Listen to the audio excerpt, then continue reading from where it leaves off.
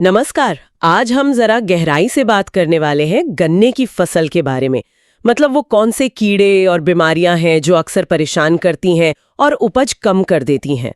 हमारे पास जो जानकारी है उसके आधार पर हम इन दिक्कतों को और इनके मिले जुले समाधान, जिसे एकीकृत प्रबंधन कहते हैं, उसको समझने की कोशिश करेंगे।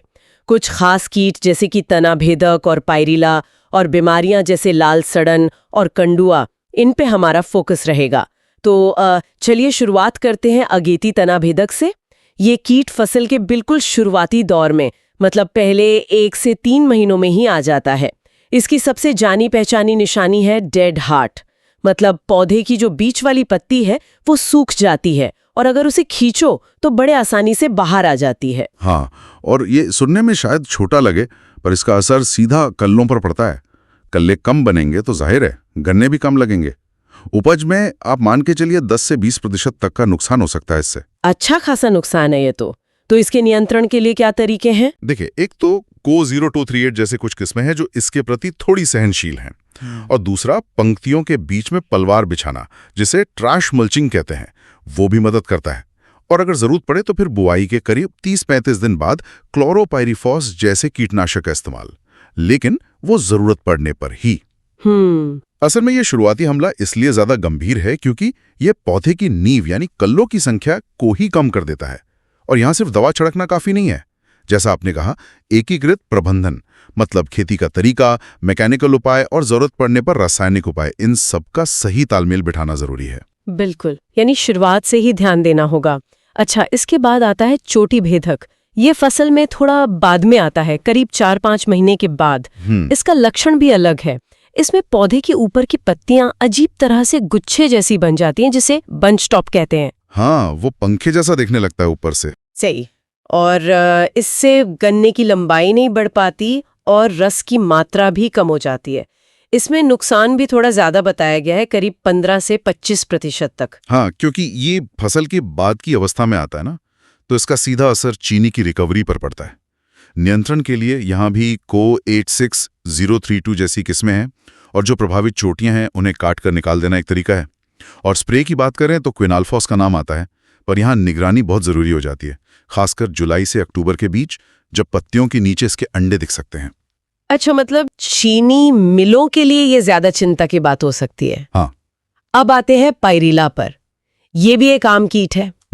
ये पत्तियों का रस चूसता है, जिससे पत्तियां पीली पड़ जाती हैं और फिर सूखने लगती हैं। और ये एक चिपचिपा सा पदार्थ भी छोड़ता है ना, हनी ड्यू जिसे कहते हैं। हाँ, बिल्कुल। और दिक्कत यह है कि उस चिपचिपे रस पर काली फफूंद उग जाती है, सूटी मोल्ड। तो ये दोहरा नुकसान हो गया। एक तो रस गया और दूसरा वो काली फफूंद पत्ती को ढक लेती है, तो पौधा ठीक से धूप नहीं ले पाता। यानी प्रकाश संश्लेषण में बाधा। इससे भी उपज 15-25% तक कम हो सकती है। बिल्कुल। ये जो अप्रत्यक्ष नुकसान है ना, सूटी मोल्ड वाला, ये काफी अहम है।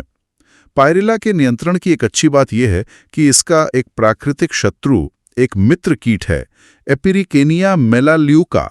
इसके लार्वा अगर खेत में छोड़े जाएं तो वो पायरिला को खाते हैं। ये एक तरह का जैविक नियंत्रण हुआ। ये तो बहुत बढ़िया बात है। हाँ, और ये हमें ये भी याद दिलाता है कि खेत में ज्यादा नाइट्रोजन वाली खाद डालने से बचना चाहिए, क्योंकि उससे पायरिला का प्रकोप बढ़ सकता है। खेत की सफाई भी जरूरी है। सही कहा। जैविक नियंत्रण हमेशा एक अच्छा विकल्प लगता है। चलिए अब जरा बीमारियों की तरफ बढ़ते हैं। लाल सड़न या रेड रॉट, ये शायद सबसे जानी मानी और खतरनाक फंगल बीमारी है गन्ने की। इसकी पहचान के लिए गन्ने को बीच से चीरना पड़ता है।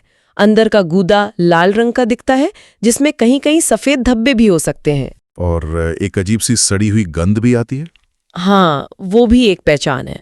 और नुकसान ये 30% से लेकर 70% तक फसल बर्बाद कर सकती है। बहुत ज्यादा नुकसान है ये तो।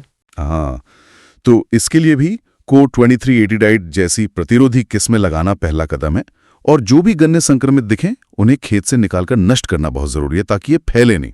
और बीज उपचार का भी जिक्र है। बीज उपचार यहाँ सबसे अहम है, क्योंकि ये बीमारी बीज मतलब गन्ने के टुकड़ों से ही फैलती है।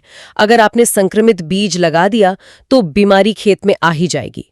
इसीलिए गर्म पानी से उपचार, 50 डिग्री सेल्सियस पर 30 मिनट या फिर कार्बेंडाजिम जैसे फफूंदनाशक से बीज का उपचार करने की सलाह दी जाती है। और लंबे समय के लिए सोचें तो फसल चक्र अपनाना भी बहुत फायदेमंद है। लगातार गन्ना लगाने से बीमारी पनपती है। ठीक है, अब एक और फंगल बीमारी है कंडुआ यानी स्मट। इसकी पहचान तो शायद ज्यादा आसान है।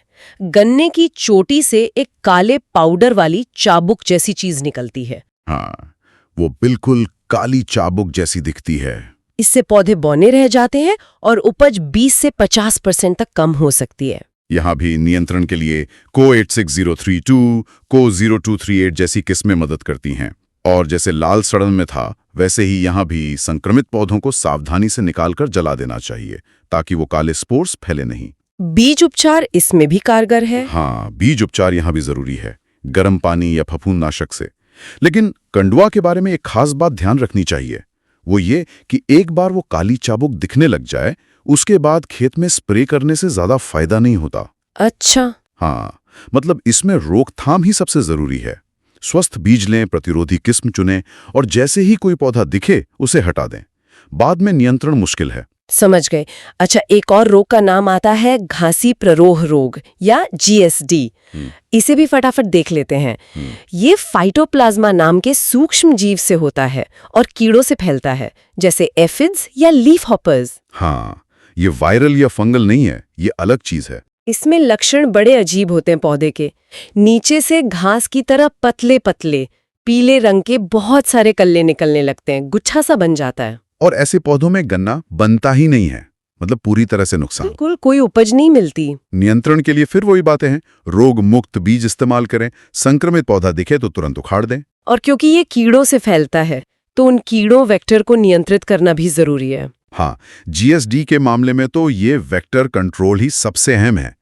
अगर आप बीमारी फैलाने वाले कीड़ों को रोक लेंगे तो बीमारी अपने आप रुक जाएगी। तो इन सारी बातों को अगर समेटें तो सार यही निकलता है कि गन्ने की फसल को इन कीटों और रोगों से बचाने के लिए एक मिला-जुला एक समग्र दृष्टिकोण चाहिए, है ना? बिल्कुल, कोई एक जादू की छड़ी नहीं है। सही किस्म का चुनाव करना, खेत की अच्छी देखभाल, फसल पर लगातार नजर रखना और जैसे ही कोई लक्षण दिखे तो जरूरत के हिसाब से सही समय पर सही कदम उठाना, चाहे वो जैविक तरीका हो या फिर रासायनिक। हाँ, और लक्षणों को जल्दी पहचानना शायद सबसे महत्वपूर्ण है। जितनी जल्दी पता चलेगा उतनी जल्दी कार्रवाई हो सकेगी। बिल्कुल। यहाँ पर एक सवाल मेरे मन में आ रहा है।